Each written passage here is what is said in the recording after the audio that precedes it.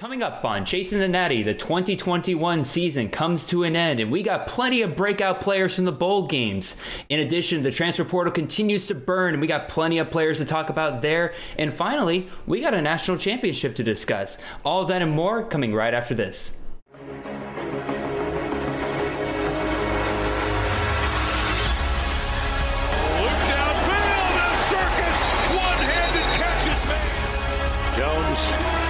Goes to the end zone. Oh, what a catch! Devontae Smith, touchdown, Alabama. Watch out for Mr. Robinson.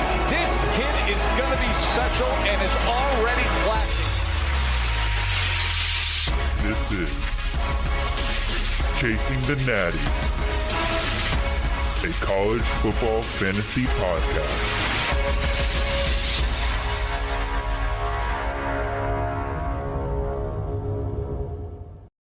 All right, welcome in everybody. This is Jared Palmgren, host of the Chasing the Natty podcast. I hope you guys are having a wonderful, wonderful day. Bowl season is behind us. There's been some hits and misses on that part in terms of the programming for this year. Different games getting canceled. I know some of the games I was looking forward to just got dropped out of nowhere. But even still, there are plenty of awesome games for us to enjoy. I know for a fact that I enjoyed the Orange Bowl greatly. I was very happy to have been blessed with some tickets to that, and so I was able to go down to Miami and enjoy that. But there's some awesome other games as well. The Rose Bowl, I know for a fact a ton of people are going to be talking about that one for years to come between Ohio State and Utah. There's just been some other awesome games from this past year, but we are going to break down several players that we think definitely exploded during those games. But you might be asking, Jared, who are we going to be talking about those bowl games and everything with today? Well, guys, I brought on a wonderful guest. You guys have probably seen him around on Twitter, definitely kind of ribbing and discussing stuff, all things CFF with all of us on Twitter, and his name is Mr. Andrew P. Katz. Sir, how are you doing today? What's happening, Jared? I am in a hyper fragile state getting ready for Monday, today being Friday, right? I'm stoked for this national championship game. The Orange Bowl being one of the fewer than I would have liked to bowl games that I actually got to watch, with it being a night game, having two kids, age 5 and coming up on 3 months. I do not get to catch really any games during the day. It is what it is, but got to tune in to some bowl games at night and recorded a few others. So I'd like to think that I'm as caught up on bowl season and its comings and goings as I would like to be, and I'm excited to talk today. Absolutely, Andrew. Where can people find you, and what kind of stuff do you work on that people might be interested in? So I am generally looking out for number one during the college football season. I'm playing in as many leagues as I can. From a content perspective, I'll get on some podcasts or YouTube videos with Mike and Joe from the CFF site. I'll talk with the CFB Dynasty guys, Zach Tao, as well from time to time. But, I mean, I'm open to getting on whatever show anyone's interested in talking to. I love talking CFF. Time is what it is from an efficiency standpoint and just viability standpoint, but I'm always down to talk CFF. But I don't really. I used to kind of be a little bit in the content game, but it from a recurring perspective, especially when we're talking about putting stuff in written word, it's more that's when I really start to see it turn from a hobby into a job more than anything else when it comes to responsibilities, and just takes away all the fun. I mean, don't get me wrong. I like to grind as much as anyone else. I think that is what makes college fantasy football so great, that more than any other sport, you get out of it what you put in. Because I don't want to hate on anyone who produces content, but content being produced by a third party is only going to get you so far. There is always more information that you can glean, and then that's one angle of it, right? And the other being, how do you process that information relative to really any other major sport, NFL, MLB, where you can go any number of directions and have the answers or a good set of answers at your fingertips. When it comes to college fantasy football, that's not really the case. But that was a long-winded way of saying I'm always interested in talking CFB. You can find me on Twitter at Andrew P. Katz. I And I'm not really doing too much in the way of content though these days. No, and that's absolutely fair. And I know several guys that have just kind of realized that, real life kind of gets in the way sometimes, and you got to worry about that first and foremost. But even so, the fact you're able to come onto these shows and everything, you provide some great insight from years and years of playing. I have to imagine people are definitely going to be enjoying what you have to offer here today. You can find Andrew at Andrew P. Katz, like he said. But as always, guys, you guys know my spiel. You can find myself. I'm at CFF_Jared on Twitter. You can find me giving the most lukewarm or the hottest of takes there, depending on how I'm feeling on the day. You can always DM me or just at me on Twitter. I will do my best to respond to each and every one of you in a timely and a thorough fashion. In addition, you guys can, if you're watching this on YouTube, you guys know what to do. There's a little bell down there. You can always hit that. You can hit that subscribe button, and you can leave a comment right down there below.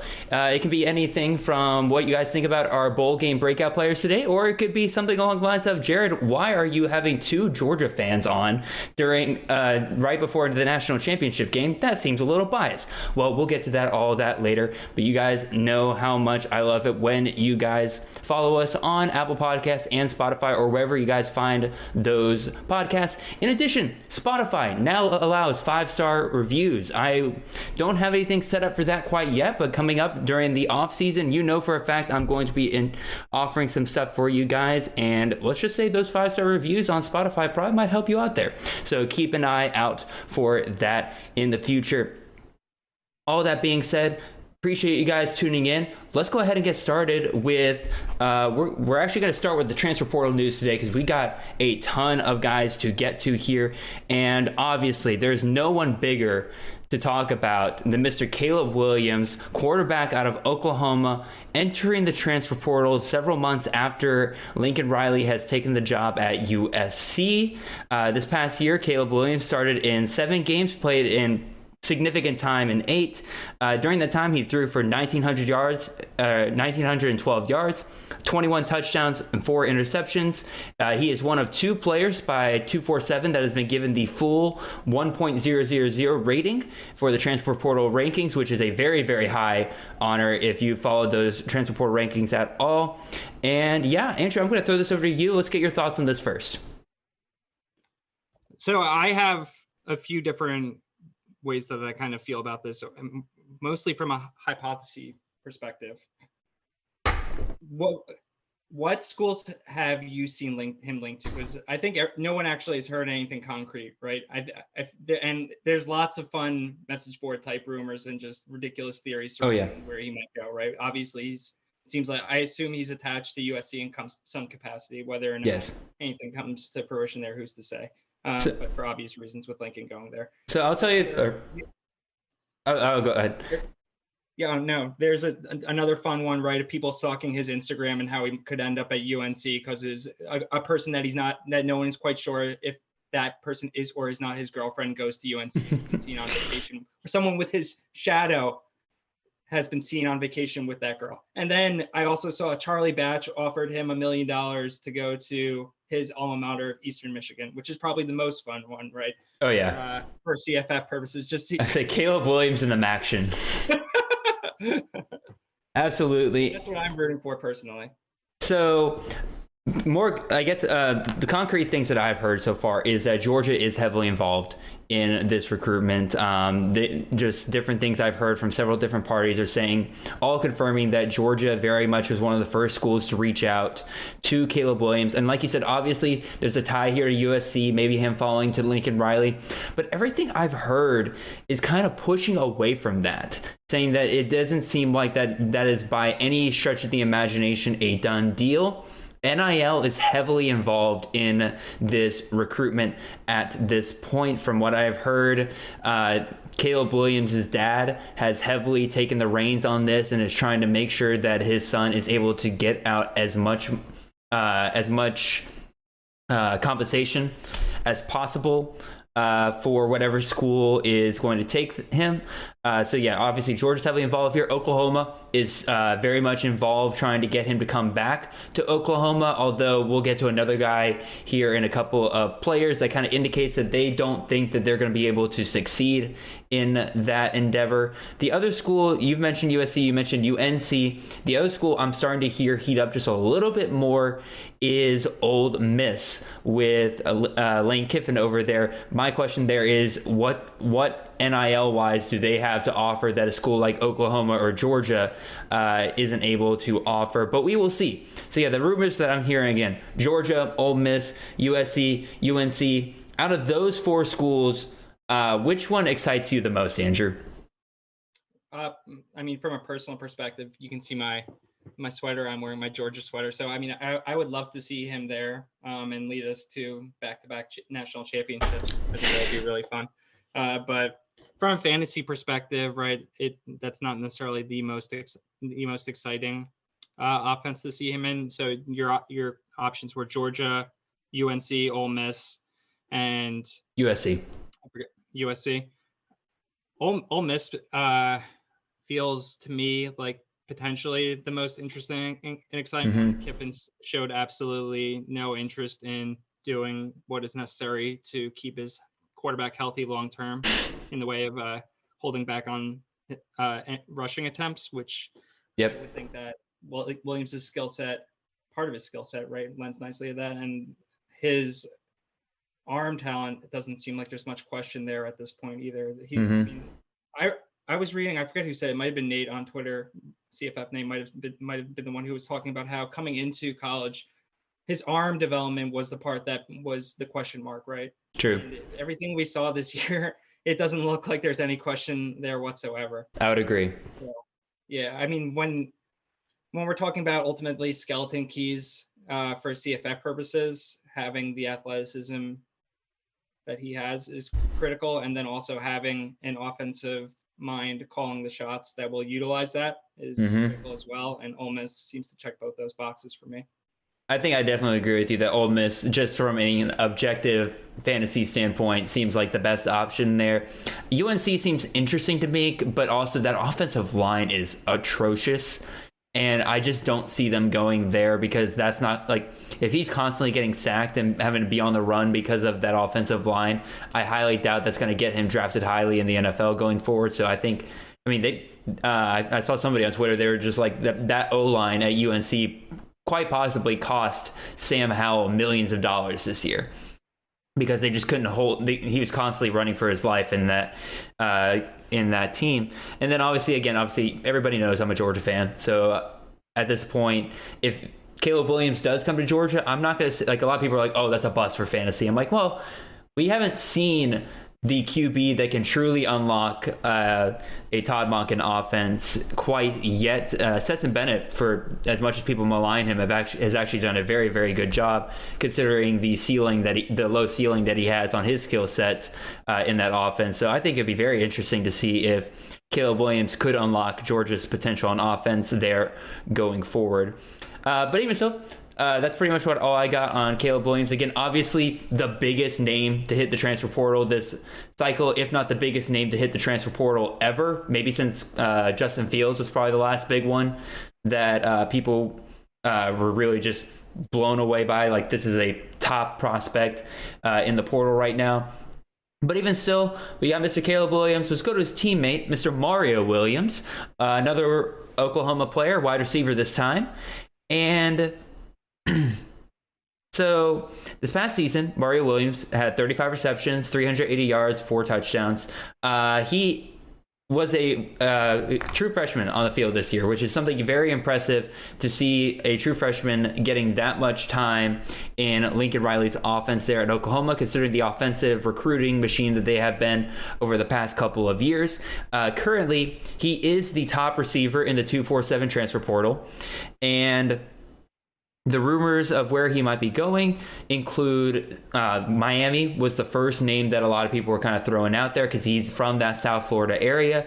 A lot of other people are just like, all right, he's going to wait around to see wherever Caleb goes, which isn't too far out there in my opinion. He was very clear in his statement to Oklahoma and everything that he posted on social media. He was very clear that the main reason why he was leaving Oklahoma was because his quarterback that he signed up to play for was no longer there. So it's very possible to me that he just waits to see where Caleb goes and then he follows him. And then the other one that really just goes with any Oklahoma transfer at this point, USC. So, Andrew, does any of that kind of intrigue you, excite you? What are you thinking here? So, I haven't looked too much into it, but I feel like the few snippets that I saw was that there's a high potential that he's a package deal with Caleb. Right. So the boosters that all the schools that are lining up need to prep for two payments, for two players, not one. I don't know if you're doing that math correctly there or not, but a bit of a tangent. But what do you have strong feelings about how the Oklahoma offense has? I don't know if taking a step back is the right word, but they are, in my opinion, starting to mirror, or the way Lincoln has run that offense almost mirrors Oregon's, in the sense of like, what is the point of wide receivers in this offense? He had all this talent this year. It seemed like the offense entirely revolved around the quarterback, the running backs, and the H-backs. To me, makes me feel a couple of things relative to Mario Williams. It is super impressive that he got on the field as a freshman and flashed with some big plays and was a non-zero, right, in every way.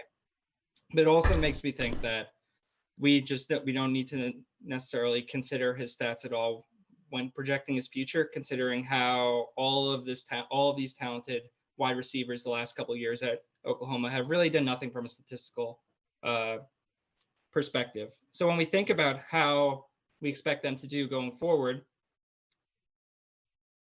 I think that similar to a lot of the decisions and a lot of the quote unquote projections that we want to do from a college fantasy football perspective, leaning into hard statistics doesn't necessarily give us the full picture, which is one of the things that I really love about college fantasy football, right? You can't just be someone, unless you're Nicholas Ian Allen, living in a spreadsheet all day, every day when it comes to projections. Obviously, what he does is very different than what we do in terms of trying to project people from a fantasy perspective. But I don't know. That's one of the things I've always loved about college fantasy, how difficult it is to quantify so many of the elements surrounding it. And I think that Mario Williams is a decent example of that, just given the realities associated with his freshman year and how it's likely that his subsequent career actually plays out.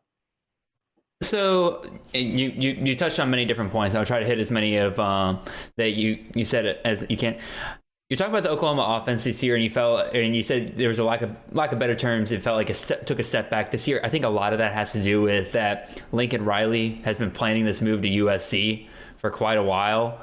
I think it's been going on a lot longer than people were kind of giving it credit for, and I think, for lack of better terms, he was what's the word I'm looking for here? It was like he was Sunday driving. It was like he was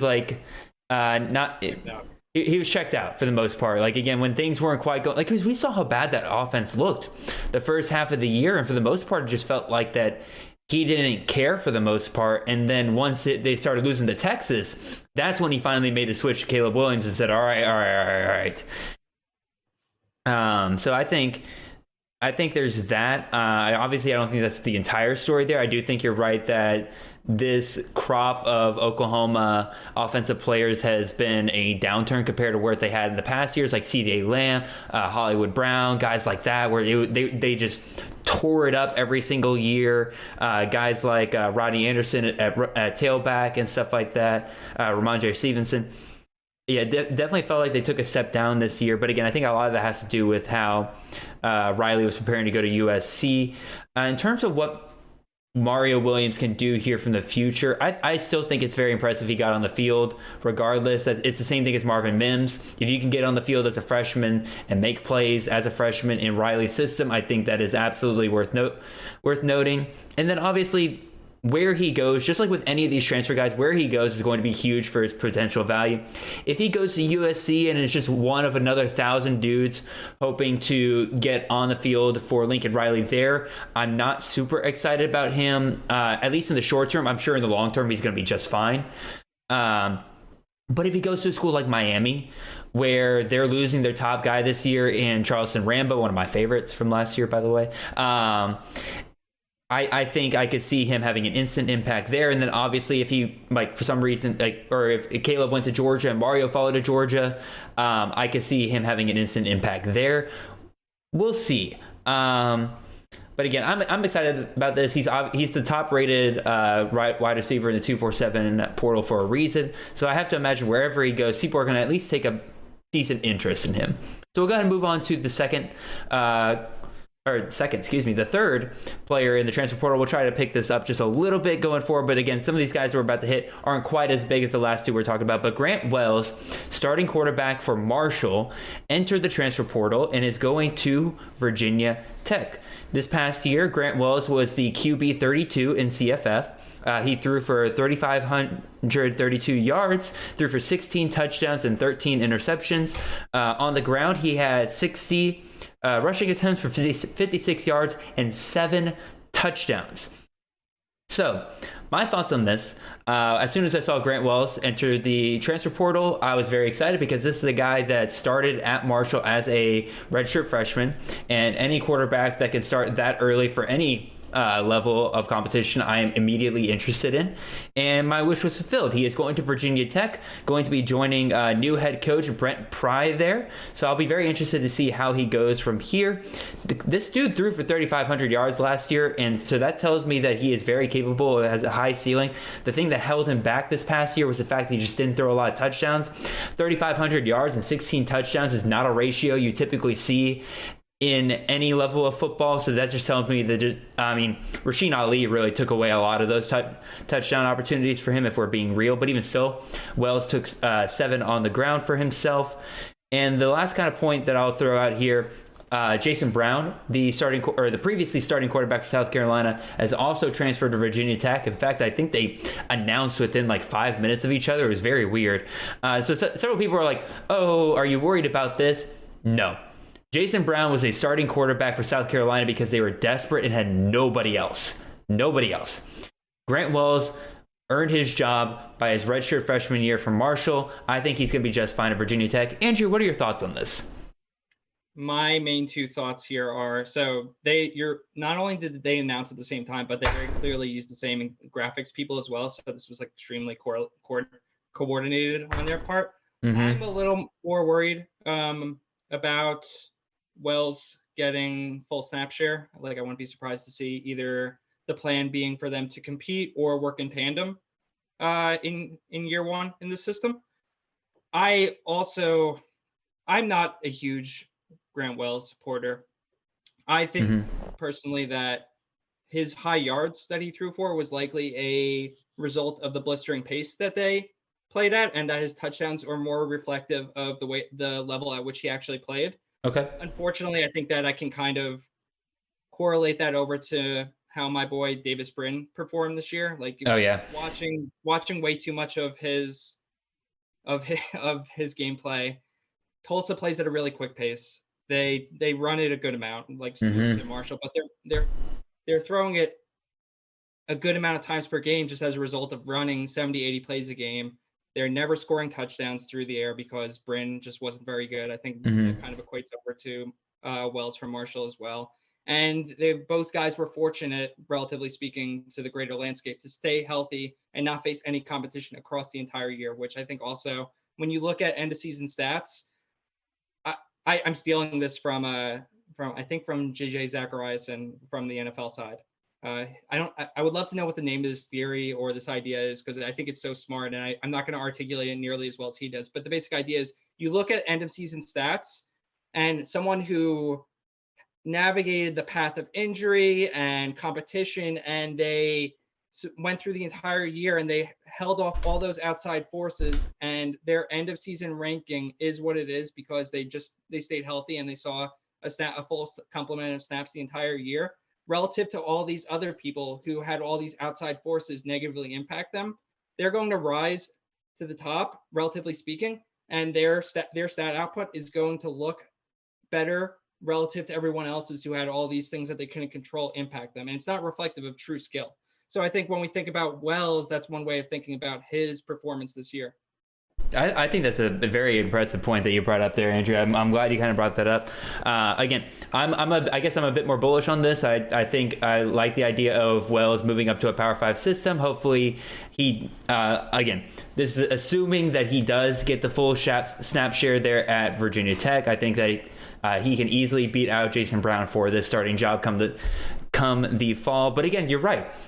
When you have a guy like this who just wasn't injured the entire year, was actually able to pull off or actually stay healthy the entire time. I'm kind of looking through his. So he finished as the QB 23, or excuse me, 32, as I mentioned before. But when I look at his week-to-week stats, he only finished in the top 24 QBs twice. One week he finished in the top 3. So again, he obviously had a great week right there. But even still, just through most of the weeks, this isn't a guy that you would have wanted to start. Again, I'm excited to see him at the Power 5 level, but maybe that's more me just being excited for him from a football perspective than a CFF perspective. So we'll see. We'll go ahead and move on to our fourth transfer portal guy here, and we're going to a wide receiver this time. We got Mr. Jacob Cowing, a wide receiver out of UTEP. He is transferring to Arizona. This past year, he was the wide receiver 27 in CFF. He has 69 receptions for 1,354 yards and 7 touchdowns. First things first, I mean, he was obviously looking to transfer up to a Power 5 school. When you just look at his long list of offers that he got, he was getting offers from schools in the SEC, from the Big Ten, from schools in, obviously here in the Pac-12 because he chose Arizona to go to. But he had a lot of offers from really big schools. So why choose Arizona? Well, to me, there's a couple things here. I mean, Jedd Fisch has been a recruiting monster at Arizona this year. I don't know if it's him being able to utilize NIL. From what I've heard, just a lot of players love playing for him. But he's put together a top 25 recruiting class this year, and I think he's only going to get better with what he's doing now in the transfer portal, pulling a guy like Jacob Cowing that a lot of us were ready to see him just go up to that next level. But here he is at Arizona, and I think it's very clearly he's likely the wide receiver 1, especially with Stanley Berryhill going off to the NFL draft this year. And I think there's a plenty of opportunity for him this upcoming year. Andrew, what are your thoughts on this?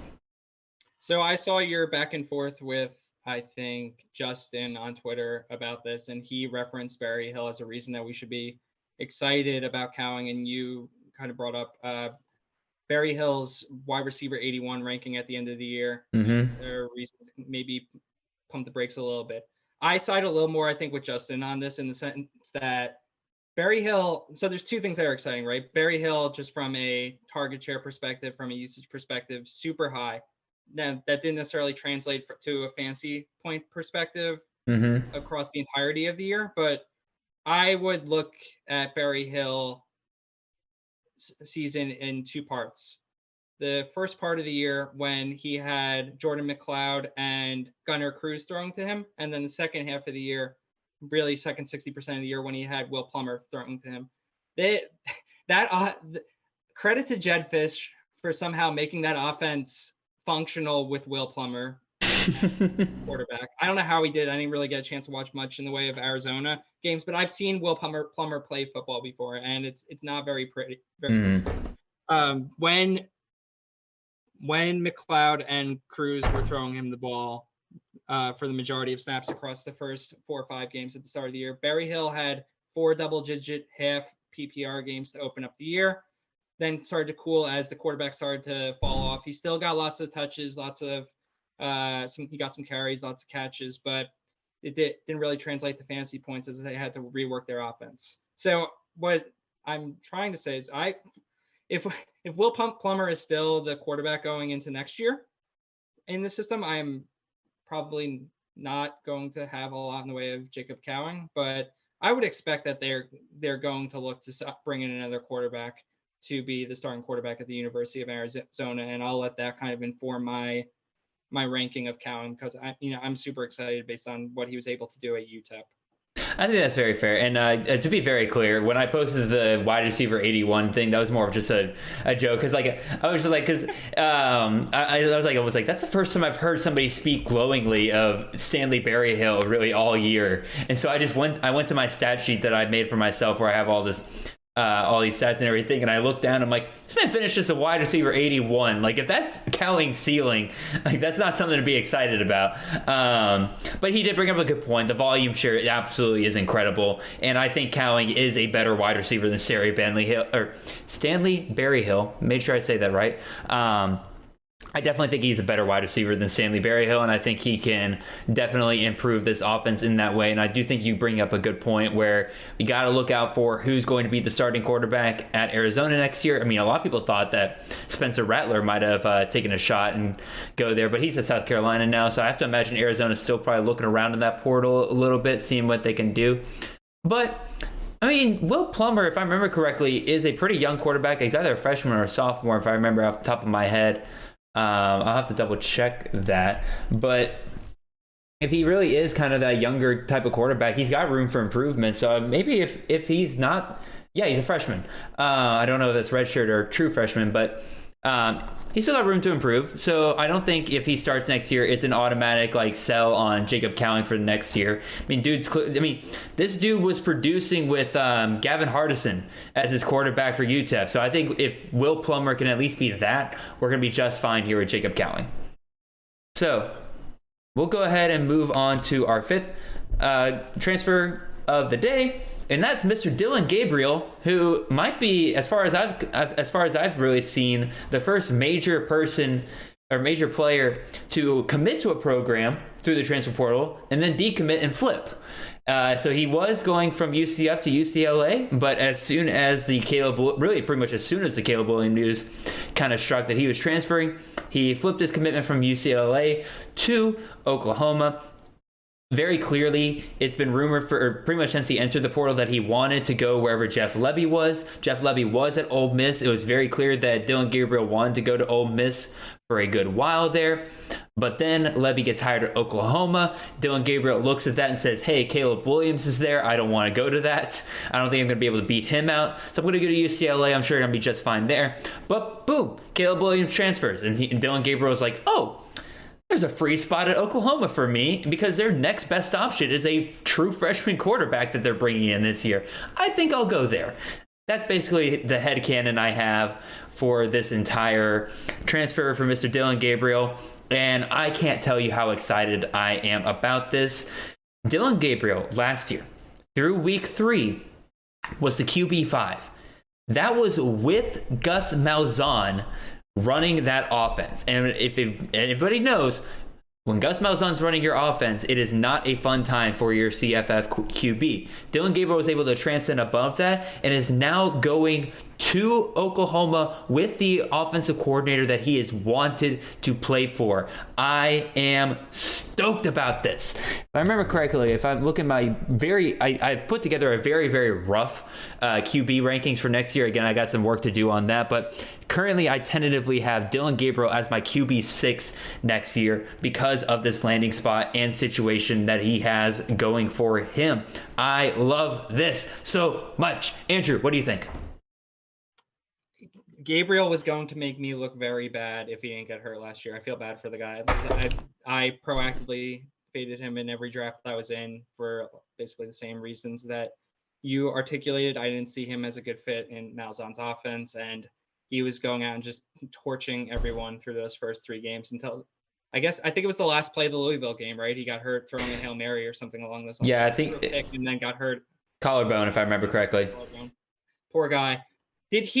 Was Lebby his OC his freshman year? Is that the connection there?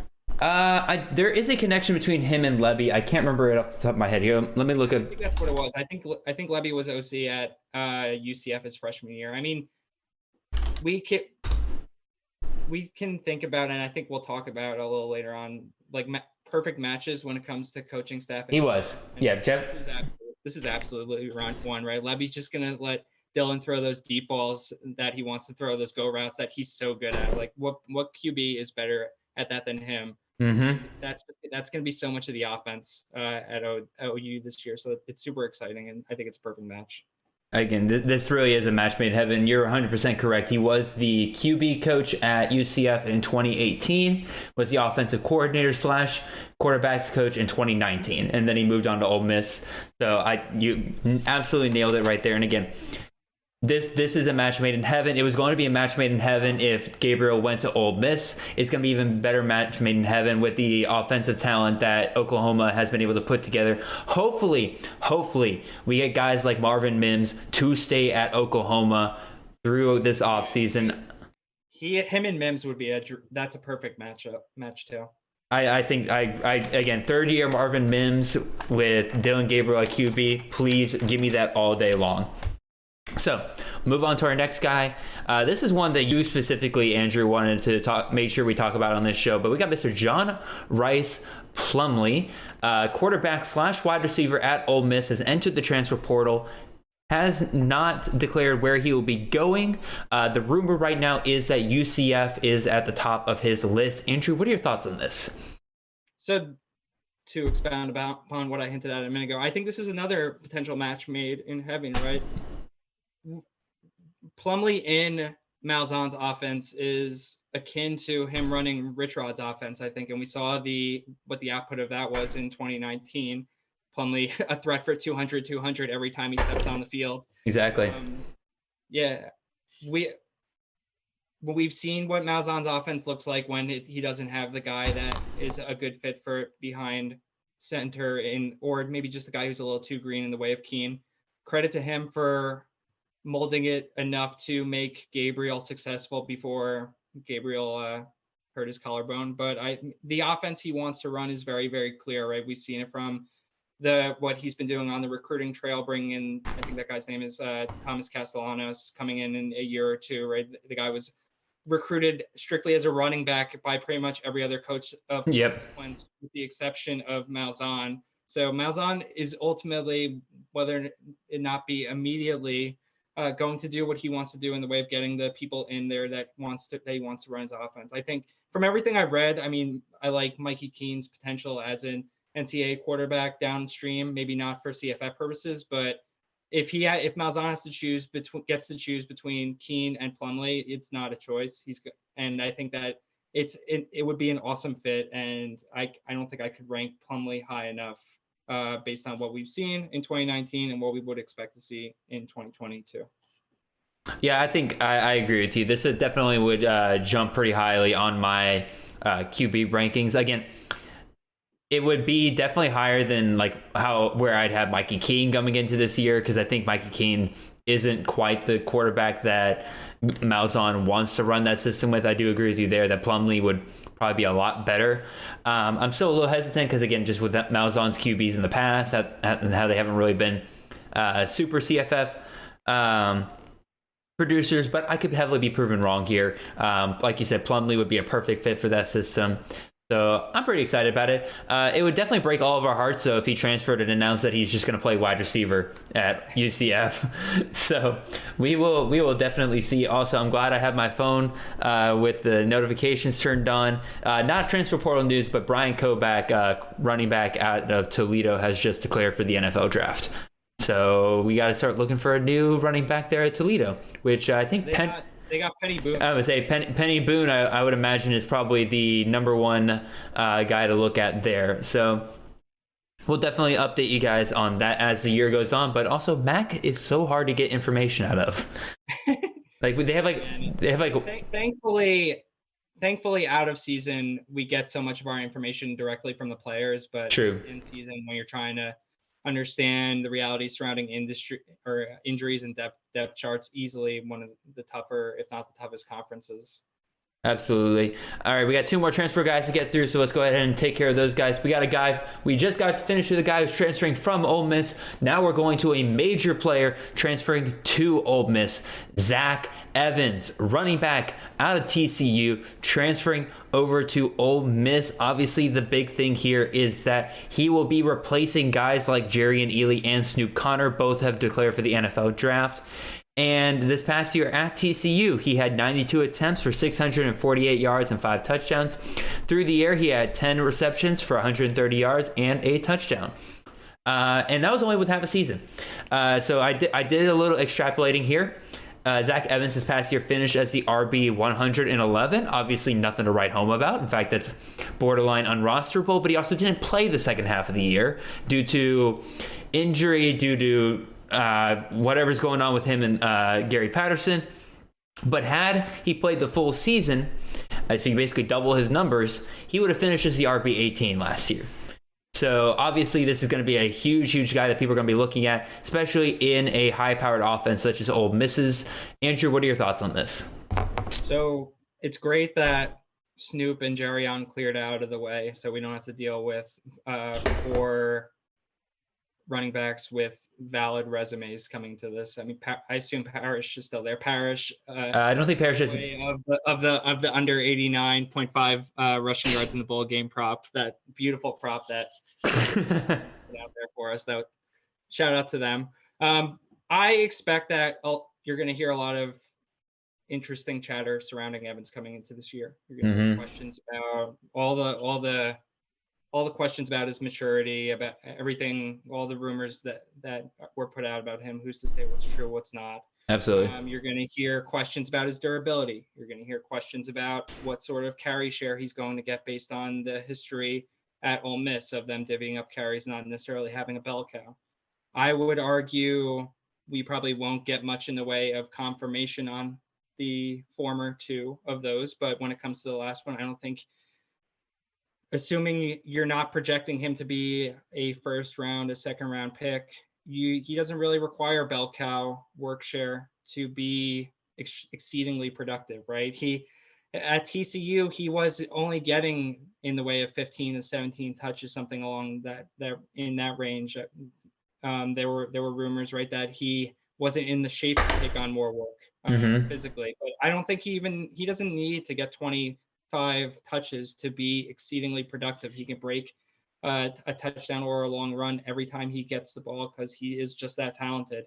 So I think if you're doing anything in the way of statistical projection and you're probably projecting him for 17 touches, something around there, he's going to be really, really productive. And I mean, it's like so much else, it will come down to cost at the end of the day when it comes to where we're drafting him. But I love the guy personally. I think he's incredibly talented and love watching him play.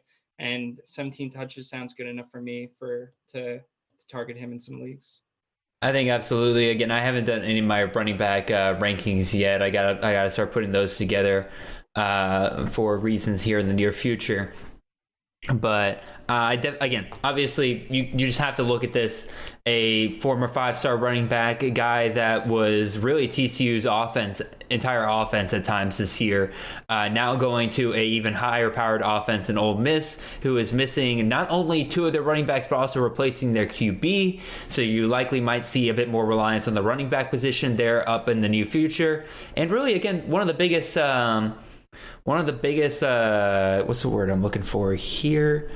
One of the biggest misnomers about the Ole Miss offense from this past year was they weren't this like air raid, like downfield bombs kind of offense. They mostly ran through their running game, and then it was complemented by a very efficient passing game in Matt Corral at times. So if Zach Evans is able to become that for them this next year, he's going to be incredible for them. So let's go ahead and move on to our final guy we have here. This one's not too exciting for me, but I figured it was worth mentioning here because it was a former starting quarterback who is now transferring away from the program. Zach Calzada, quarterback out of Texas A&M, moving on to Auburn. This past year, he threw for 2,185 yards, 17 touchdowns, 9 interceptions, rushed for 35 times for -9 yards and a touchdown. I'll be real, I threw this up here, but I'm not terribly excited about this. It doesn't feel like Auburn's getting much in the way of an upgrade from Bo Nix to Zach Calzada. Now, I think they're getting an upgrade from TJ Finley to Zach Calzada here, but also, like, the ceiling here doesn't scream CFF, potential CFF QB here. What do you think, Andrew? I agree, CFF. I was incredibly intrigued and blown away by the difference between Zach Calzada against Colorado, Zach Calzada against New Mexico, and then the perfect game he played against Alabama. True. I don't know what to give more credit to him or to Jimbo and the coaching staff for that Alabama game, but it was a perfect game. That was what it took for that team to beat Alabama. I don't necessarily think that we need to play a perfect game on Monday night to win. But for that team, that very flawed team with down their starting quarterback and the other realities associated with them, just from an offensive perspective, like it was an amazing game plan and he executed it perfectly. And I think that at minimum, you got to give credit to him there and take that into account when considering what realities can potentially manifest downstream going forward at Auburn. Doesn't really excite me for CFF purposes, but I mean, I'm always paying attention to all things SEC, so it'll be fun to watch. Yeah, again, I think this is a good option for Auburn. I don't know, a lot of Auburn fans suddenly convinced themselves that they were going to be the ones to get Caleb Williams, which I don't know where that came from. Literally, I have some sources involved with that and everything. I have no clue where that Auburn stuff came from. It was I started hearing people talk about it. I'm just like, where that? Anyway, so Zach Calzada transferring from Texas A&M to Auburn, we kind of both agree, not hugely impressive for CFF purposes, but just interesting to note. Other guys I want to throw out here as just we're not going to talk about these guys, but these are names that I think are just interesting that have entered the transfer portal in the past couple of weeks. Christian Beal-Smith, running back out of Wake Forest, has not announced where he's going. Dylan McDuffie, starting running back out of Buffalo, is also in the transfer portal. Isaiah Neuer, wide receiver out of Wyoming. He was the wide receiver 1 for them. He is also in the transfer portal. Xavier Valade, running back out of Wyoming, starting running back out of Wyoming. Moving on from Wyoming as well. RJ Sneed, wide receiver out of Baylor, is in the portal. Christopher Brooks, former starting running back for California, is transferring to BYU. Got a duo of running backs transferring out of Louisiana. We got Montrell Johnson and Imani Bailey. The rumor is at least one of those guys is likely following Napier to Florida, in which case I'd be a little interested in that point. And then the final guy I'll mention here, Connor Bazelak, former starting quarterback for Mizzou, is transferring from Mizzou to Indiana. So with that being said, Andrew, unless any of those guys kind of really tickled your brain and you want to say something about real quick, we'll go ahead and move on to our bowl game breakout players. I could talk for extensively about so many of them, but True. Bowl game guys, so let's pass. Let's go. Alrighty. So Andrew and I each have five players that we're going to kind of mention here as guys that kind of broke out during bowl season. And I'll fully admit, going here into my first one, I'm cheating just a little bit here with my first one, but you can't not talk about what Jaxon Smith-Njigba did for Ohio State in the Rose Bowl this year. JSN, as a lot of us call him, was the wide receiver 25 for this past year, so it's hard for me to say this is a true breakout, but the argument I'm fixing to make here, JSN is the clear wide receiver 1 for CFF going into 2022, and I have data to back it up. So we could talk about the amazing game he had in the Rose Bowl. 15 catches, 347 yards, 3 touchdowns. That would be good for 60 fantasy points and half PPR. Dude absolutely killed it in that game, and that's great. But if you take his last 5 games of this season, which is really when Wilson and Olave kind of started to take a step back because, season's close to being over. You don't have, and JSN really has started his ascension here. If you extrapolated what he did in those last 5 games of the season and spread it out over a 12-game sample size, you are looking at a wide receiver that beat Jarrett Stearns, the wide receiver 1 for this past year, by 90 points on the season. Now, we can take out the Rose Bowl, even if we take out the Rose Bowl, because that game was insane, and you should never expect your wide receiver to get 15 catches for over 300 yards and 3 touchdowns. Let's take that out. Let's take those last 4 games where he really started to break out with Wilson and Olave still on the field. He still beats Jarrett Stearns. When you extrapolate those 4 games into a 12-game season, he still beats Jarrett Stearns by 14 points on the season. That is wide receiver 1 numbers. He is going to be absolutely insane next year. What do you think, Andrew? You don't have an argument from me. I think that Ohio State projects to continue to be super pass heavy unless we see anything shift in the way of play calling responsibilities. I mean, I don't know I don't listen to that much in the way of podcasts. I listen to you, I listen to Joe at CFF site. I listen to some Action Network. The only other one that I really obsess over is the Athletic podcast 4 to 6 with A and B that talks Ohio State. It's Ari Wasserman and Bill Landis. And they are pretty convinced that there needs to be a little bit of a shift back to the running game and just mixing up some of the predictability of Ohio State's play calling this past year, which I think makes a lot of sense. You saw that really Trey Henderson's yards per carry, his usage just really started to dip down the stretch. I don't think this necessarily impacts JSN's argument for JSN to be number one in the way of receiver next year, but I can't recommend that podcast highly enough though. But I think that overall, like you can think of him probably similarly to how we thought of David Bell coming into this year, in that year by himself, from a wide receiver perspective. I mean, absolutely. And again, like, obviously people are going to say, like, oh, Marvin Harrison Jr., they're going to step up, and we'll talk about him here in a second. Julian Fleming might be another guy they're going to start looking at there on the outside to replace Olave and Wilson. But again, I just can't get past the fact that JSN did this ascension over these last 5 games with Olave and Wilson still on the field, and they're both first-round picks next year. There's no reason not to believe that JSN will not be an integral part of Ohio State next year, and I'm super, super excited. So we'll go ahead and move on to your first guy here, Andrew. You got Mr. Braydon Bennett, running back out of Coastal Carolina here. What are your thoughts on him? I'm starting to think that a lot of the success I had when it comes to props in DFS and just fancy bowl games during bowl season really has less to do with my process from the standpoint of like gameplay and more that just so many of the players that I like have super crushes on just broke out during bowl season. I played them in all my games, and everything came up Katsy for bowl season. I flash back to the first week of the college football season, not week 0. Let's do week 1, Thursday night. I'm waiting for Western Kentucky to kick off. I'm trying to navigate the UI of ESPN Plus, and Coastal Carolina was one of those games that opened up on Thursday night.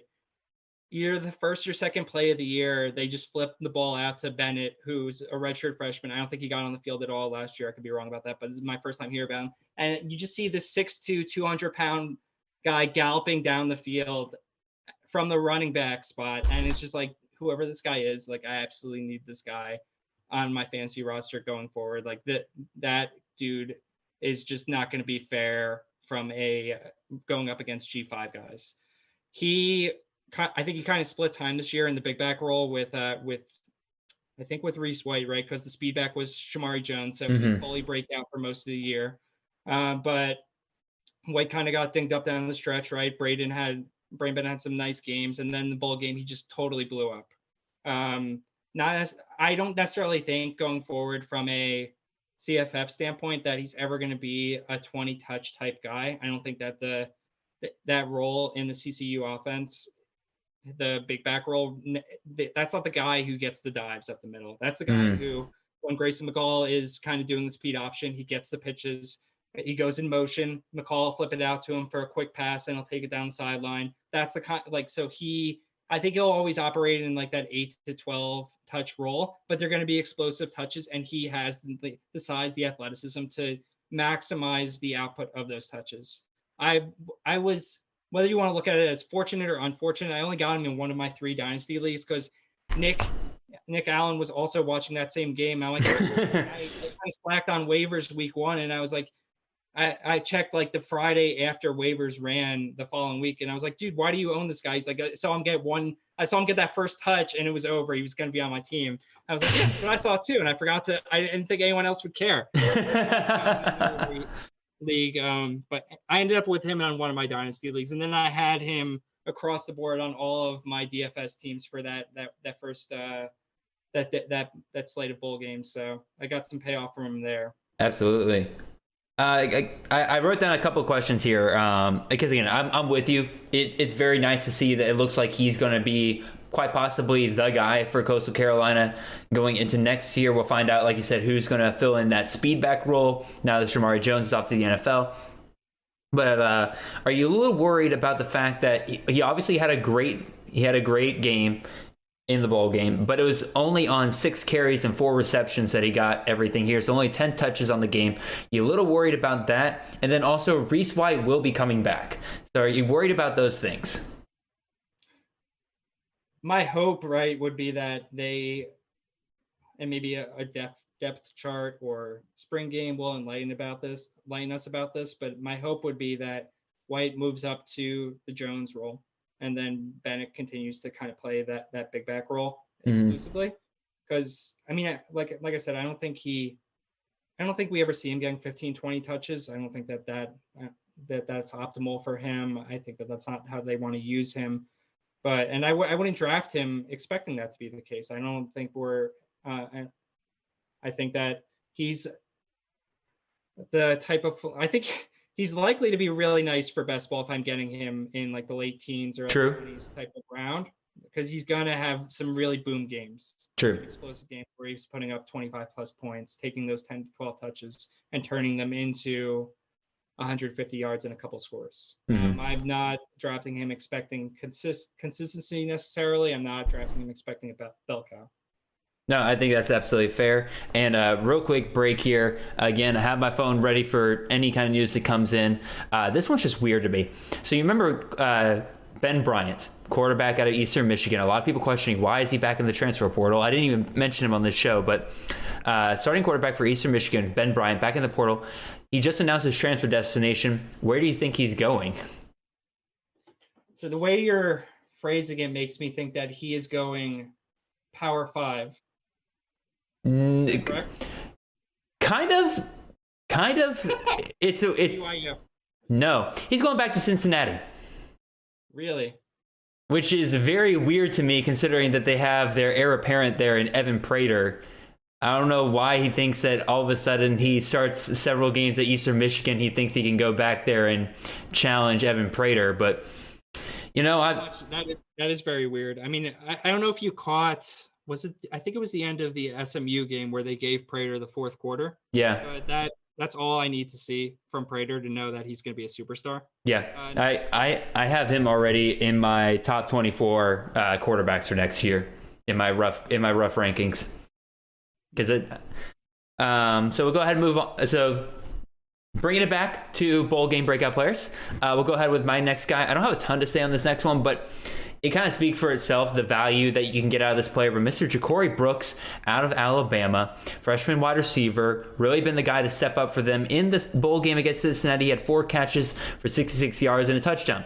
Obviously, not like a huge day or anything like that, but I think we can all agree that looking for that next go-to receiver for Bama is very much a valuable thing to be looking for in CFF. John Mechie, this was supposed to be his year, just never really could just take it by the throat. Jameson Williams just down the stretch really became that go-to guy. Mechie kind of fades into the background a little bit, gets injured in the game against Georgia. He's torn his ACL, so he's got a little while to come back. Very much providing an opportunity for Mr. Ja'Cory Brooks to come in and play as that go-to receiver for Bryce Young, and he's caught it. He caught the game-tying touchdown against Auburn in the Iron Bowl. He also caught the only, I believe, receiving touchdown. No, one of the 2 receiving touchdowns for Bama in their game against Cincinnati. So again, pretty much the value here is that, like, hey, once Williams goes off the NFL next year, very much could be looking at the next guy up here in Ja'Cory Brooks. What do you think, Andrew? I agree with you. I mean, when Williams got hurt against Auburn, right, Brooks came in and he caught the game-winning touchdown on the drive to take them to overtime to when they were down 10-3, and I think he had another catch or 2 that was really big as well. It was kind of his initial breakout. Well, I guess we'll talk about the Natty in a little bit. But do you think Mechie comes back next year? So I have a couple of connections at Bama, and it is sounding like he is leaning towards coming back for another year. Because that's perfect for Brooks then, right? Because then he can just play the Williams role, deep routes all day, run double moves, and just break 70-yard touchdowns. But if they ask him to play more of a Mechie role next year, that's probably less optimal. So I feel like that will be kind of the trigger for his CFF value, seeing what Mechie does. But I mean, he's been super impressive here down the stretch. I can definitely agree. I mean, obviously, he's one of the guys that I put out here on my list. But we'll go ahead and hit your second guy. And I'll admit, I was mad when because for those of you who will peek behind the curtain, I had like a full list of guys that I was considering talking about. And I went to Andrew and I said, you pick 5 guys out of this list, or you bring in your own guys if you want to and everything. And I'll pick just 5 guys from there. And one of the guys I was really hoping you wouldn't talk about was this gentleman right here, was Jordan Mims, because I really want to talk about him. But this is your guy. You tell us why Jordan Mims is one of our bowl game breakouts for this year. So he actually announced, or at least hinted at, that he was coming back for his 5th year.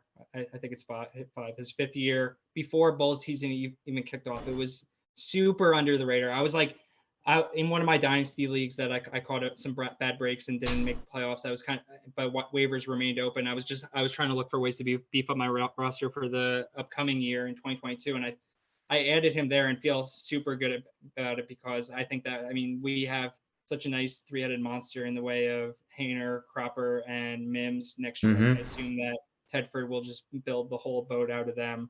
But I mean, we saw what Mims can do when he's not playing kind of a backseat role to Ronnie Rivers. I don't necessarily know, none of us do, exactly what his carry share will look like next year. I haven't really researched what I expect Tedford's offense to look like. I expect it to be very productive. I know a lot of us, not me because I faded him, were let down by Ronnie Rivers this past year, in the sense that he was going, I think, 2nd, 3rd round. I don't think that should necessarily I don't think his lack of production should inform how we feel about Mims coming into this year. I think that Mims is going to be a really strong candidate for a top 25 running back this year. I think that I don't know, the way I like to think about things leading into CFF drafts is, what can I bank on? Especially early on, what do I feel confident about because the reality is, at all levels of a CFF draft, the first round, the middle rounds, the end rounds, there's going to be so many busts across the board, because there's so much that we don't know. There's so many things that always go wrong, that on top of just the things that are expected to go wrong, like injuries, right? So what do I feel confident in? What do I know? I know that Jordan Mims projects to be a core part of this offense. I feel confident that he is skilled to take advantage of those touches. So that's a guy that I feel very good about heading into this year. So I actually was just checking on something here real quick, because I was looking at his numbers. So you're talking about like what his carry share could look like next year. Obviously, it's going to look a little different because DeBoer off to Washington. But here's the thing that caught my eye. So obviously he had a great game in the bowl game. 29 carries, 165 yards, 2 touchdowns on the ground, 5 receptions, 71 yards, and a touchdown through the air. Monster game, obviously. But this is not the only time he's done this. We go back to the game against San Diego State. Ronnie Rivers is out in that game. 29 carries, 186 yards, 2 touchdowns. Only 1 reception in that game, but even still. Versus Nevada, 23 carries, 134 yards and a touchdown, and then 4 receptions, 20 yards and a touchdown through the air. And then Wyoming, which is the game I believe Ronnie Rivers got hurt, he still had 13 carries, 78 yards, no touchdowns in this game, but 2 receptions for 18 yards. Now, why do I keep reading those names off? Obviously, those are all just monster games. Whenever he was the starter, he had monster games. But I compared him to Ronnie Rivers because I was curious about something. Never in any of Ronnie Rivers' starts did his carry numbers surpass what Jordan Mims got when he was starting. So you're looking at a guy that commands carries. This is a guy that even though he was the backup, when he was the starter, he was getting more carries than the starter typically would have gotten. So I think you're looking at a potential just monster in CFF for this next upcoming year, especially if they want to commit to the ground game more than they did this past year. I'm very excited about Mims going forward. Same dude. So With that, we'll move on to our fifth guy here. This is one of my guys from the bowl breakout games I want to point out here, and that is Mr. Noah Whittington, running back out of Western Kentucky. And some of y'all thinking about me crazy. You're just like, Jared, there's no value in the running game at Western Kentucky. And I'm like, you're right.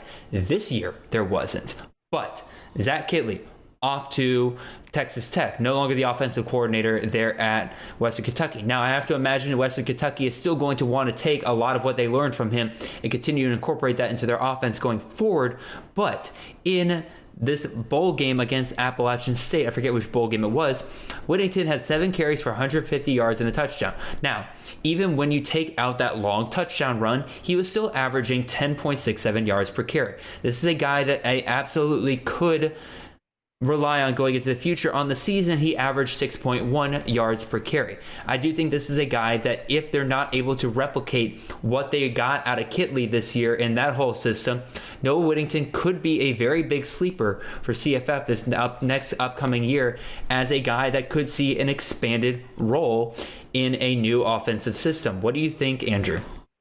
I have a question for you. Yes, sir. How many offensive coordinators do you think Western Kentucky has next year? They've already named the staff. They've identified roles for everyone. How many offensive coordinators do you think are sharing this role? Well, considering you've been asking this question, I imagine the answer is not 1 or 0. So let's go wild. Let's say 3. It is 3. Oh my God.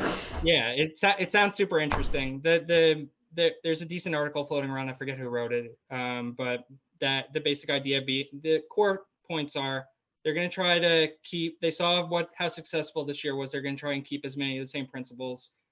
Ben Arbuckle, who is the guy who's kind of driving the offense of the offensive coordinators. He was in all the meetings with Zappe and Kittley. He's the guy who's going to be calling plays. And so there stands reason to believe that the offense of identity should remain somewhat static. That being said, I think as much credit as we need to give Kittley for everything that we saw this year, that reality that came to manifest over the course of 2021 is as much a result of the continuity of Zappe, Stearns, and Kittley all being together for at least 3 years, right? Mm-hmm. I don't think that the idea of just an offensive coordinator who throws the ball a lot moving into a new team is the sole driving force for something like what we saw at Western Kentucky. I think all of the variables that were working in their favor together were the drivers of that reality. So I think with that being said, I think that you're correct to hypothesize that we potentially do see 2022 not playing out exactly in the way from an identity perspective as 2021. Do they want to sling the ball around? Definitely. Probably. Do they want to lean into the team strengths from a personnel perspective, which are at this point very much up in the air, right? Mm-hmm. We saw Whittington break out down the stretch. They don't really have anything in the way of a quarterback returning there. They brought in so many mercenaries that weren't really utilized, unfortunately. I feel really bad for a lot of they brought in so many transfers, and a lot of these kids never saw the field. Yep. Who knows what those guys are doing in 2022? So you could probably look at you could probably make multiple different cogent arguments about what their returning talent actually means, considering how much experience they have, but that experience wasn't utilized in 2021. But I also think that you can make an argument that Whittington stands to benefit from this in 2022. I think you honestly made the argument better than even I did. So appreciate that, Andrew. Let's go ahead and move on to your next guy. And really this flows very well into each other because the next guy we got up here is Mr. Donovan Smith, quarterback at Texas Tech. Andrew, why is he so important for this next upcoming year? I think we need to talk about him from the perspective of he was Texas Tech's quarterback down the stretch, had a really nice game, I believe, against Iowa State that helped secure that upset.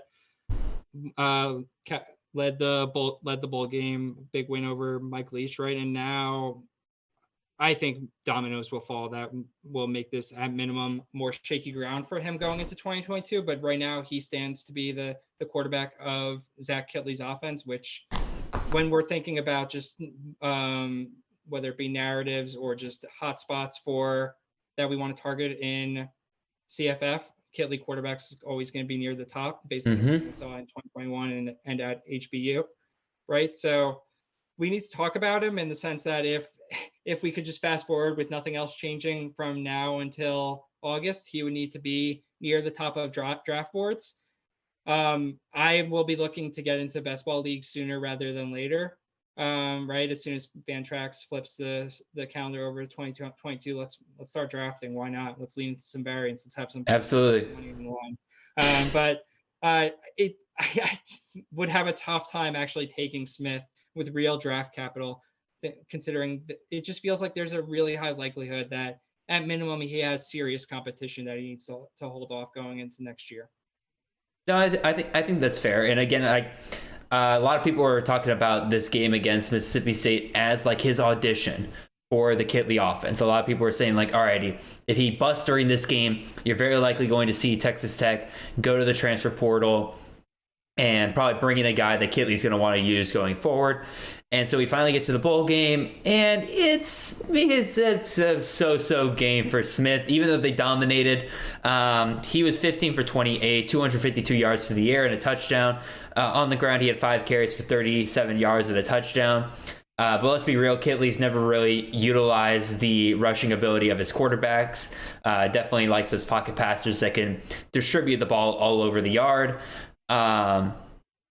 So again, you're right. Like, if he is that Kittley quarterback next year, stands to benefit. But also, I agree with you that it's very shaky, the idea of that he's the solidified starter for them this next upcoming year. But it's definitely something worth talking about and letting people know that, like, hey, for now, this is the guy you should be kind of looking at. If he's available in your dynasty leagues and everything like that, like, take a look at him, see if you can get him in any kind of way.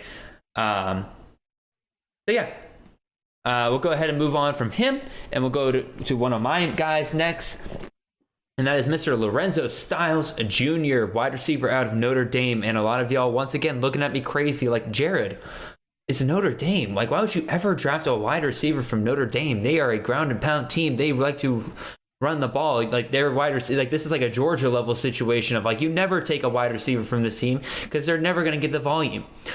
Well, my friends, you would have been shocked, just like I was, during the Fiesta Bowl, because in that game, Notre Dame threw 68 times, which blew my mind when I read that stat. I'm like, when I was watching, I'm like, man, they're throwing the ball a lot.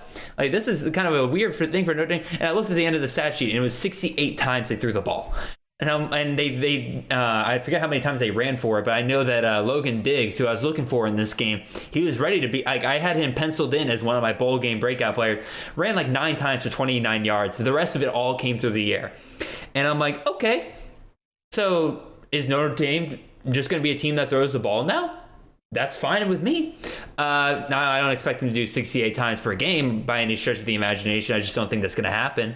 But even still, are they throwing the ball more? Cool.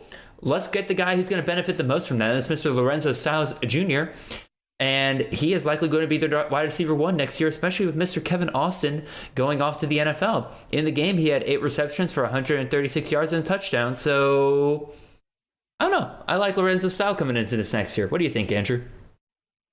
This game is a prime example of my tenet that all bowl games, all college football should be played at night. I would have been in heaven watching this game for like so many reasons. Just the back and forth, but as a Gundy supporter, as a Spencer Sanders supporter, as a Tay Martin supporter, like this would have been heaven for me watching this. Absolutely. When I was making all my DFS lineups for this game, I was like, Kyron's out. Let me grab the backup. And I grabbed Diggs for most of my teams, totally forgetting that Tyree is likely to be the main dude. And that was pretty much the only thing I got wrong on that slate. I don't even want to try and do any math to figure out where I would have ended up with most of my teams if I had Tyree over Diggs, because that's another 20 points, and I was already doing pretty sweet relative to the overall leaderboard. But I agree with you. Does Does Jack Cohn have another year? No, I believe he does not. Has more years. God bless Nick Allen for CFB winning Edge. His spreadsheets, he has taken the time to figure out how many years everybody has left. So God bless him. I'll double check real quick, but I'm pretty sure this is his last year. It was interesting that Notre Dame just came out with that attitude of we're going to throw the ball around. I mean, I've heard it hypothesized, right, that like the shackles are off with Kelly being gone. Rhys can actually do what he wants to do, and maybe this is the new identity. So it'll be interesting to follow, interesting to hear what the team has to say in terms of what they want to do. What if we get any hints of that through spring practice into the summer? I mean, they just thinking about the talent that they have. At the skill positions, right? I mean, you would think that with Michael Meyer and Styles that they might skew a little more pass heavy going into 2022. I agree with you. I thought it felt like it took forever for Austin to break out, and it totally came to be kind of down the stretch a little more. But I mean, Styles is definitely worth monitoring. Yep, definitely so. Again, Calvin Austin's also off to the NFL, but Kevin Austin off to the NFL. And I did just check, this is Cohn's last year. So he is out of eligibility after this year. So it is likely the Tyler Buckner or the Drew Pine show next year. Regardless, if they're going to be throwing more regardless, I think it's going to be fine either way. So we'll go ahead and move on to your next guy. And we've talked about one Ohio State wide receiver. I kind of hinted at we'll be talking about another here. So Andrew, tell us about Mr. Marvin Harrison Jr. I had him in every single DFS lineup I made on the January 1st slate.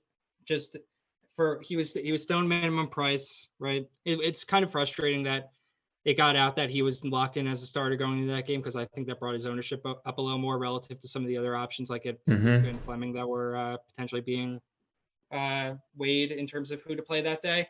I was on Harrison for the weeks leading up to that bowl game because I read a takeaway from an interview with Garrett Wilson where he was just gushing about Marvin Harrison, how Harrison is the next Ohio State receiver to come through who's going to be that dude. Absolutely. And yeah, so unfortunately, this game was also played at a time of day where I'm not watching football. So I would have loved to actually see it playing out in real time, to see Harrison doing his thing and like turning into that star before our eyes. I think it'll be interesting to see where he's drafted next year. I kind of selfishly, I wish he would have waited till 2022 to break out. I would have been all in just from a CFF perspective. Now the calculus is a little different, right? He's proved it on the field, under the spotlights, that he can be that dude. With JSN going first round in fantasy drafts as a clear number one receiver at Ohio State, where does Harrison go? It's a little different than I think with Olave and Wilson, where Olave and Wilson they were both in like that around 3 to 5 type range. I think in hindsight, if we knew that Ohio State was going to be as pass heavy as they were, and that Stroud was going to be as good as he was, those guys would get pushed up as well. But I think that it's still going to be a little different because JSN is so clearly the number one in that offense. Where do we want to ultimately settle on where Harrison should be going? I don't know what the answer is, but I mean, he's definitely on my radar. He's a guy that just from a football standpoint, I'm super interested in and would love to have on my fantasy teams. I mean, we were talking about draft stock and everything like that. And again, I haven't put together, the only rankings I've done so far are some rough rankings for QBs, working on running back, working on wide receiver. And I'm interested to see, once I put everything together, where I have Marvin Harrison Jr. in. And once I put everything together, plan on putting mock drafts together over the next coming months and everything, I'm extremely, interested to see where he falls and everything, where people are valuing him at, because to me, the ceiling is a Garrett Wilson or like a Chris Olave from this year and everything. And then you have JSN on the side, who's just JSN, but he gets a bit of a bump and everything like that. But also, does JSN being that clear number one wide receiver take away from Marvin Harrison Jr.'s ceiling? In which case, you likely would want to grab him in like that round 6, 7, 8 range rather than the 3 to 5 range you saw Olave and Wilson this past year. So it'll be very interesting to see going forward. And again, like obviously just any Ohio State wide receiver that's in that 1-2 range and everything. Heck, if I remember correctly, friggin' Ohio State had all three of their top wide receivers. All three of them finished in the top 25 wide receivers for fantasy this year. So to me, you're likely looking at Marvin Harrison Jr. likely being a top 24 wide receiver when my rankings come out. Because even if he's less than Chris Olave or JSN was this year and everything like that, it's still right there, right along that borderline. I think he's going to be just fine. So let's hit up our next player. I'm going to go Mr. Gavin Williams, running back out of Iowa. Big thing here is that Tyler Goodson has announced he's going off to the NFL. So you got to start looking at, in these systems where these running backs have heavy amounts of carries, who's that next guy up? Well, to me, Gavin Williams kind of staked his claim during the bowl game. He was splitting carries with LaShawn Williams a little bit. Gavin Williams got 16 carries, LaShawn Williams got 10, but Gavin Williams did a whole lot more with his carries than LaShawn Williams did. Gavin Williams had 16 carries for 98 yards. Didn't get any touchdowns in this game, but he did get 2 receptions for 14 yards. Again, touchdowns, hard to predict sometimes. I have to imagine that if Gavin Williams is that main running back for Iowa going into the future, that he's going to be getting plenty of touchdowns. So, I don't know. This is more of just like looking for that next guy up in the system, and I think Gavin Williams is that guy for Iowa going forward, unless they bring in a transfer of some kind. What do you think, Andrew? I think you're right. I question how productive the system has actually been, though, in recent years, and I don't know if that's a reflection necessarily on Goodson's talent, not necessarily being up to the tier of what some historical Iowa running backs have been, or more usage for backup running backs at Iowa in the years where Goodson was RB1 as well. I know it felt like they were getting some of their receivers involved on end arounds a lot more closer to the goal line, and that was stealing touches, key touches and touchdowns from what would otherwise be Goodson. I can't say I'm super excited about Gavin Williams, just Fair. Given what we've seen in terms of the returns from Iowa running backs, namely Goodson in recent years. Is there a floor built into there, assuming that the running back situation maintains to be what it is going into 2022? Probably. And I mean, that makes him rosterable, but I don't know. In terms of being super interesting and exciting, not necessarily for me. Fair enough. Again, I'll be real. When I wrote him down and everything, I'm like, I like it, but I'm not like this. There's a reason why I have him here at the end. Definitely. So we'll go ahead with that and just go ahead and hit up your last guy here. You got Mr. Broc Thompson, wide receiver out of Purdue. What's got you so excited about Mr. Thompson here? This guy, have you read up about what he's going through right now? I feel enlighten me and our audience. I feel bad for him on lots of different levels. So he struggled, from my memory, he struggled to get on the field at Marshall as a receiver, transferred to Purdue, and I thought he walked on, but that might be wrong. And he transferred back because he was dealing with medical hardship of family members to closer to home. So poor guy. I remember reading about it at the time, and that sounds really, really awful. Seemed like he had trouble, for obvious reasons, commanding targets and getting on the field early in the year, with it kind of being David Bell, Milton Wright, Payne Durham dominating target share. Everything kind of breaks to the point where he becomes a core part of this offense down the stretch. And now going into this bowl game, it's been kind of sketchy on what he's dealing with, but it seems like I think he's getting surgery on both knees. Good Lord. This season's done.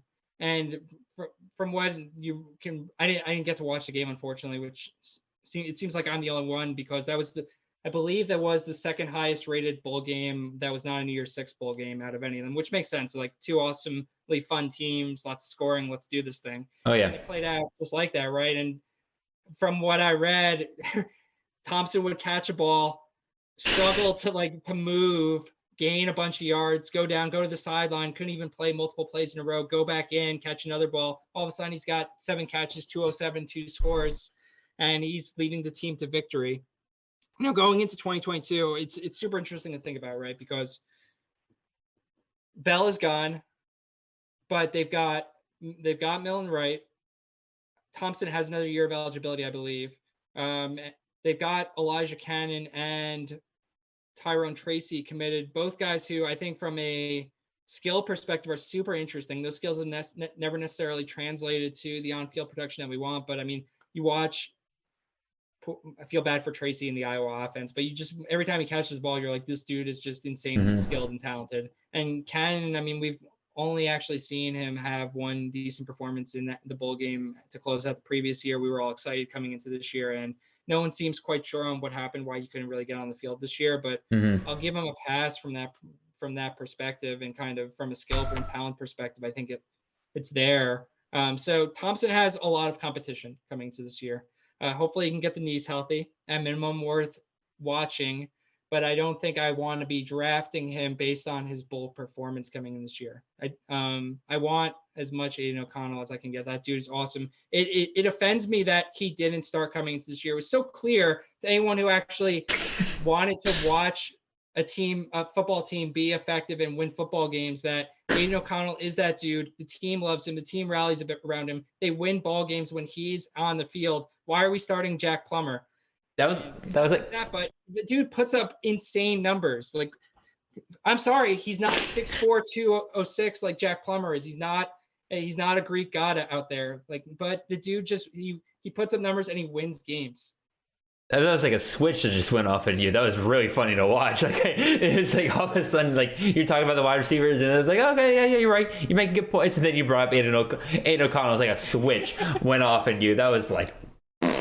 Anyway, I agree with you 100% though. I've said this with several quarterbacks last year, where a lot of people were trying to guess, like, oh, who's that wide receiver one going to be for like this team or this team. Oklahoma was a big example, and Ole Miss was another big example. Everybody's trying to guess who the wide receiver one's going to be and everything. And I was like, y'all, just draft the quarterback. Just draft focus on getting the quarterback, and you're going to be good everywhere else. Like, it won't matter if you have that wide receiver one, because you'll have the quarterback and you get the points from that. Especially if you play in a 6-point passing touchdown league, you're going to be just fine. Just get the quarterback, and you'll be guaranteed to get those points. Same thing with Purdue this upcoming year. I'll be drafting Aiden O'Connell in a lot of different places because that's where I want to get the value out of. I'll find out who the wide receiver one is later. Probably pick him up off of waivers. So those are our 10 breakout players that we wanted to bring to you guys' attention. Obviously, the big trap with bowl games is that you think every breakout player is going to be that dude the next season, but you can't really rely on that too much now because you got the transfer portal. But even before that, sometimes you just have guys that break out for one game. It happens every once in a while, so you got to be very careful with it.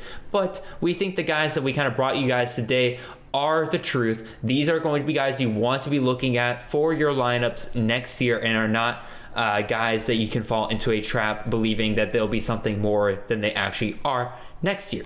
So we've hit the transfer portal news. We've talked about some bowl game breakout players, and we are running quite a bit long here, but we do have one more thing we have to discuss. I guess we got to talk about this game. And for those of you that, for some reason, don't understand what I'm talking about, the national championship is, going to be tonight when you guys are listening to this, more than likely on Monday morning. But for us, it is several days from now. And we got a rematch of the SEC championship, much to the bemoaning of a good chunk of the CFB landscape. But regardless, you have Alabama, you have Georgia, you have the two best teams in college football going head to head once again for the second time this season. Georgia still favored despite getting beaten by 3 scores last time, still favored by 3 points in this game. And it's funny, so both Andrew and I are Georgia fans. He's got his Georgia shirt on. I got my Orange Bowl shirt on currently at the moment. But we were kind of talking already before this got started, and I can already tell we got two different kind of Georgia fan attitudes going into this game. I am the broken down, which just weathered down Georgia fan of like, man, it would be awesome if we won this game, but man, I cannot let my hope get up too high. But Andrew, you got a lot more positive attitude coming into this game, so let's start off positive. Let's hear your thoughts on this game first. I do. I started off kind of in the same place mentally that you are now, I believe, like coming out of the games on New Year's Eve. My initial mindset was we just got whacked by this team in the SEC championship. I don't know. It's cute that Vegas is opening us as favorites, but I mean, come on now. What's going to change? I've seen this with Georgia so many times now. Mm-hmm. But I've grown more and more confident as the days have passed, and I feel supremely confident at this point that we're going to win and win pretty handily. I think that Alabama losing Mechie is just, I don't know how. I'm not going to try and play the game where I quantify it in the way of points on the spread in Vegas. Mm-hmm. I think that it changes so much when you have Mechie and Williams playing off each other, two guys who were just playing like absolute alphas against our secondary. That they prove that when they're doing their thing, Bryce is going to be able to find one of them on every single play. No one else on the field even matters if the Alabama line's able to give him any sort of time. Mm-hmm.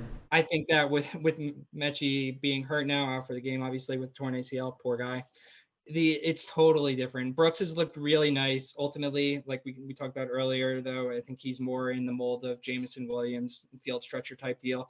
I think that he does a lot of different things than Mechie does, and I don't necessarily think that Alabama will ask him to play that Mechie role, but I just think that Mechie not being on the field makes the game so totally different that if there's no reason to walk into this game expecting anything representative of a repeat of what we saw in the SEC championship game. So on paper, I agree with you. This is the same thing I was walking into the SEC championship game in, where I just hit my hand on my desk. That hurt. On paper, Georgia's still, like, there's a reason why Georgia's favored. Like, everybody's like, oh, what is Vegas even doing? This is free money. There's a reason Georgia is favored in this game, because so many things on paper says Georgia should, if not win this game, could win this game handedly, because they have advantages in key areas. Georgia's defensive line has to play better in this game, and they're going to be playing against a quite possibly very banged up, if not different, O-line than they played in the SEC championship game. Because at the very least, Bama had both of their tackles go down in the Cincinnati game, and they could be back for this game. Saban's keeping his lips shut on that. We have no idea whether they'll be back or not for this game. But even if they are back, they're going to be banged up. They're going to be guys that they're not going to be able to perform at the same level. Georgia has to take advantage of that in this next game, and Georgia has to bring pressure more. I forget. Let's see if I can bring up this tweet real quick. It was from Brett Rollins, where he showed the difference between when Georgia brought pressure versus when they didn't, and like how Bryce Young performed, and it was night and day difference. I can't find the tweet. Should have brought this up. But it was night and day difference. Georgia has to be able to bring pressure, even if that means bringing a couple guys with them, because it clearly affects Bama's offensive production in this game going forward. Now the then question becomes, can Georgia capitalize on the other side of the ball? Georgia's offense versus Bama's defense. I'm a big believer in Stetson Bennett. I think in the Michigan game, he showed what happens when you allow him, as Josh Pate says, and I think he's 100% correct on this when he says this, when you allow him the luxury of throwing the ball rather than the necessity of throwing the ball. Stetson Bennett's one of the most efficient quarterbacks in the country when the pressure's not on him to perform. Once the pressure becomes for him to perform, that's when he starts seeing the multiple interception games. That's when he starts seeing ill-timed errors. But how do we fix that? It has nothing to do with Stetson Bennett. It has everything to do with the run game. Georgia ran for less than 4 yards per carry against Bama last time around. They have to be better this time. They have to get Zeus running for at least 4 yards per carry. James Cook have to be running for at least 4 yards per carry. And they did that against Michigan, against a good defensive line in Michigan. If they're able to repeat that against Bama and able to keep themselves ahead of the sticks, Georgia very much is in the driver's seat to win this game. We saw it at the beginning of the SEC championship last time when Georgia went up 10-0 to start the game. Like, Georgia was on script, what they needed to do to start that game. But once the defense started breaking down, people missed assignments, there were some blown coverages, and you had Bama score 2 touchdowns in quick succession. That's when things started falling apart for Georgia. That's when they started to feel the need to play catch up, feel the need to get into a shootout, and that's where Georgia doesn't win this kind of game. So Georgia has their script to win this game. Bama has their script to win this game as well. They've done it before. They beat them by 17 last time. I don't think Bama's going to come out and do the exact same thing, but tempo obviously worked against Georgia's defensive front. You kept guys like Jordan Davis out there who are fantastic football players, but when they're forced to play multiple plays in a row, they can get worn down. They're able to run the ball a little bit better. So Bama has what they need to win this game. Georgia has what they need to win this game. I'm not prepared to make a call on this game. I know you said, Andrew, that you're expecting Georgia to win. That is great. The fan side of me says dogs by 99. The analyst side of me says I have no freaking clue what's going to happen in this game. It could be very well Georgia could finally put everything together and absolutely stomp Bama if everything goes right. Bama could once again beat Georgia by 3 scores if things go wrong for Georgia. It could be a tight field goal type of game to the end. I have no clue what's going to happen in this game. All I know is that the 2 best teams in football will be playing on Monday night, and that this is going to be history one way or the other, because Bama just adds to their long line of trophies. They continue being one of the best dynasties in college football, and it is scary for the rest of the country if Bama wins this title, because this was supposed to be their down year. They're only going to get better next year and the year after that, more than likely. Georgia wins, so many narratives fall like the walls of Jericho for Georgia in this program if they're able to finally get over the hump that is Bama, get over the hump that is the national championship.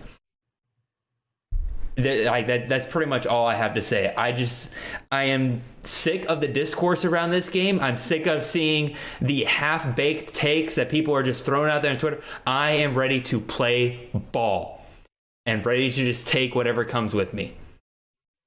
I agree with you. And I think the narratives only matter to the extent that they allow the coaches on the field, allow them to seep into their heads. It's ancient history at this point, but it still stays with me how in the 2 biggest games against Bama before, I can't even count the recent SEC championship as one of the biggest games because for us in hindsight, it's largely inconsequential. But the national championship game and the following SEC championship game, how we just took up the pedal off the gas with our play calling and how abysmal it was in the second half of those games. I can't live with that again. I could fall asleep and be okay with pretty much any other outcome. But if we see that play out again, it's a result of these narratives seeping into coaches' heads, and that's affecting their play calling. And heads need to roll if that happens again. I know it's different coordinators. I know that it's Tom Munkin now, but I don't think heads. Again, I'm one of these Georgia fans where, like, again, as much as I'm weathered down and everything like that, I am a very big supporter of Kirby. I think as long as he has us at the dance every year, like, we're just knocking on the door of opportunity every single time. That door is going to open at one point. Yeah. So as long as we're there, I don't really. And Todd Monken, as much as some people are for some reason just poo-pooing on him over the past couple of days, or since the SEC championship, he has done more for this Georgia offense than I think anybody's willing to give him credit for. He's got guys open. Do we want to go back to the James Coley days where we had 0 receivers open? Because as much people want to clown on Fromm for that abysmal junior year that he had, what are you supposed to do when you got guys like Tyler Simmons and Matt Landers who can't get more than a yard separation off of like B-tier defenders? Like, it's like, what are you supposed to do? They weren't scheming guys open. But even so, I agree. But even still, obviously, like, if you're listening, just me and Andrew, there's a lot of emotion going into this game. There's a lot. We all know the consequences of this game. We all know this is a huge fork in the road moment for both of these programs, because if Bama wins, they could three-peat. because next year they're only going to be better as national championships. Georgia, if they win this, so many narratives fall. But if they lose this, it's just another year of hearing those narratives over and over again. And that starts to affect things like recruiting, starts to affect things like how Kirby's perceived within the program, stuff like that. It's going to be a big one.